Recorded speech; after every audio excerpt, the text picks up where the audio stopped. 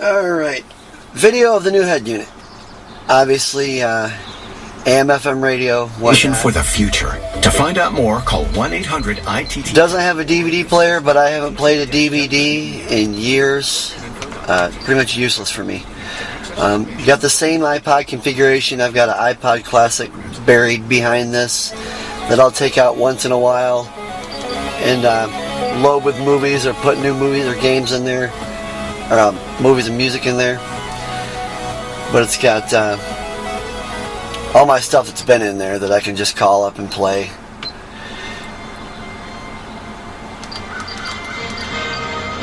What I like about this one is I can scrub through my old head unit. I couldn't scrub through. It wasn't as easy to find a movie. I had to go through all these convoluted menus.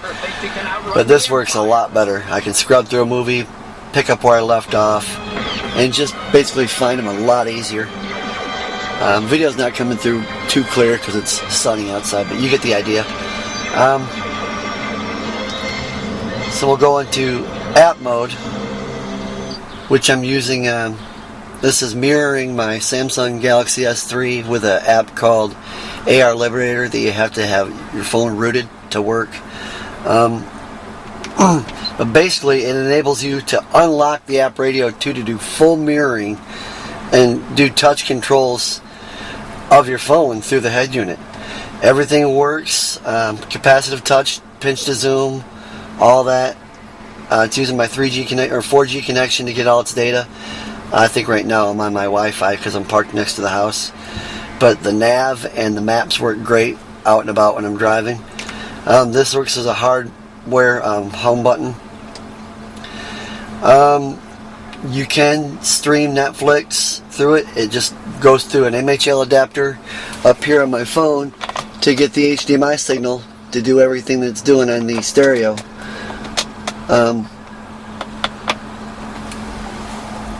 Netflix is kind of slow, but it'll load up and go through and get me the movies I want and the menus. Same way as if you're on the phone itself.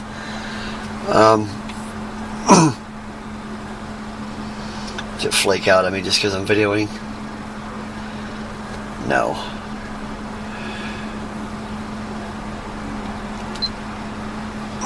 But that's Netflix. I can also... Here's something that's nothing short of amazing. I've got 2 simultaneous Bluetooth connections, which if you would have asked me, I would have said was impossible.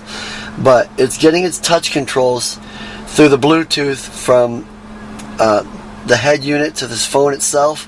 And it's also at the same time pulling up real-time data from my onboard diagnostics connector that I have down here. It's Bluetooth into it at the same time. So I'm getting real-time engine data at the same time. I don't know how it does it, but that's a cool device in itself because you can pull up trouble codes, scan and clear out service engine soon lights. It'll pull me all the sensor information, everything, timing, whatever codes and computers you can get to with a dealership computer. This will pull up just damn near all of them. I'm not going to get into all that. I'm just kind of showing you that it works.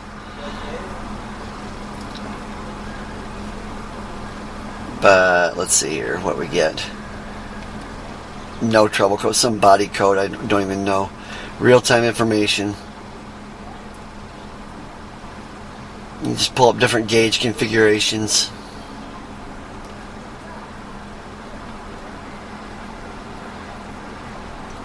It's pretty neat. And all the while it's doing that at the same time as I'm getting the touchscreen controls. I don't know how it does it. Some other neat things. Obviously don't do this while you're driving, but I've got it a live connection to my home computer anywhere. I can get on my house computer from anywhere, and I'm basically on my computer. I guess you'd kind of need a Bluetooth keyboard to really do a lot of things, but if you're just doing mouse controls, you can control a remote computer with that Splashtop app. And I'm on my home computer right here from anywhere. That's kind of a neat feature. More of a novelty, I guess, but Slacker radio. works just fine.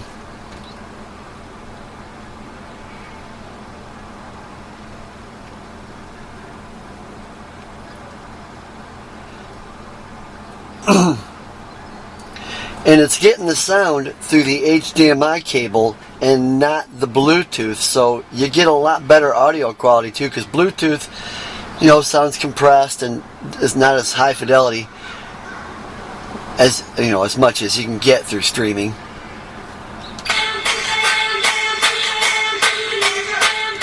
So there's Slacker. You've seen that before.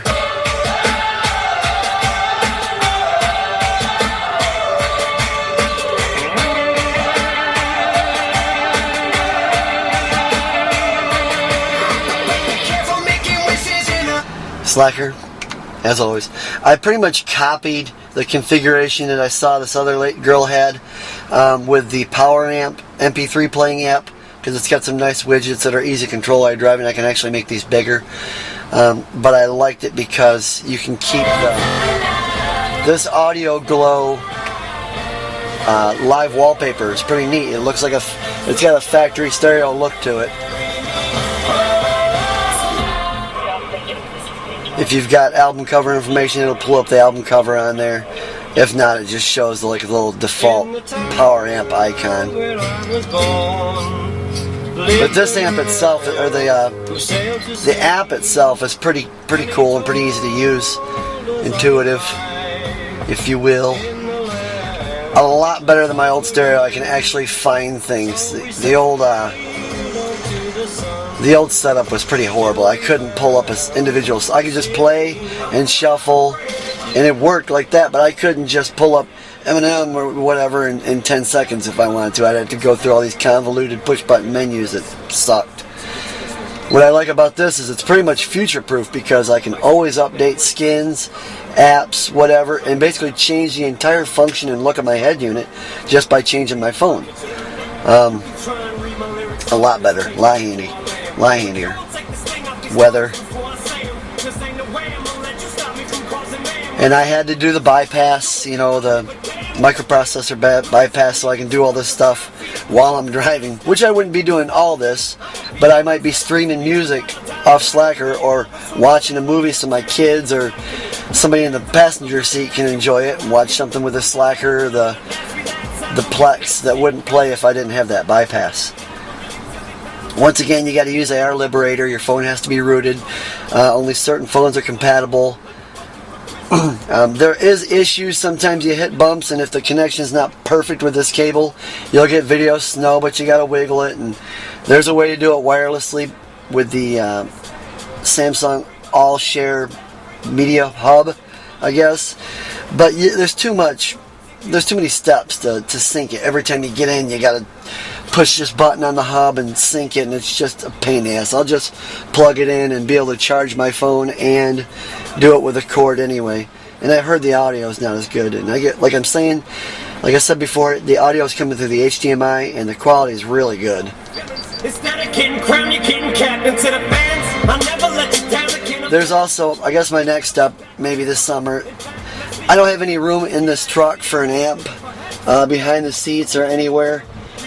But apparently, Rockford Fosgate makes a really small motorcycle amp that's going to fit behind this bezel, behind this radio, 4-channel, 300-watt amp, that I'll be able to get all my interior speakers bumped up a notch, because I really quickly hit a limit on my volumes with this. It's only got 17 watts RMS. So you're not going to really get a whole lot of sound. It sounds good, but not really any good volume out of it. So I'm going to fit an amplifier behind this unit that'll power all my interior speakers. I've already got a small powered sub that fits under my seat that you wouldn't even know is there. But it's a neat unit, man. By itself, the unit was $300. Without the Arliberator and a phone, the head unit's really boring and very bland.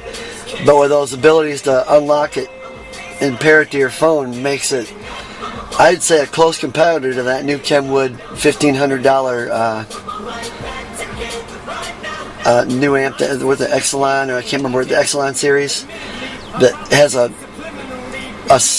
a kind of a modified version of Android, but it's all locked out. You gotta pay through their subscription service and only certain approved apps. And like I said, this way it's completely unlocked. You can skin it however you want to, and just basically do anything. It's future proof, really. Future resistant, we'll say. Alright, well, I just wanted to make a quick down and dirty video to explain what I did and whatnot. Alright, bye.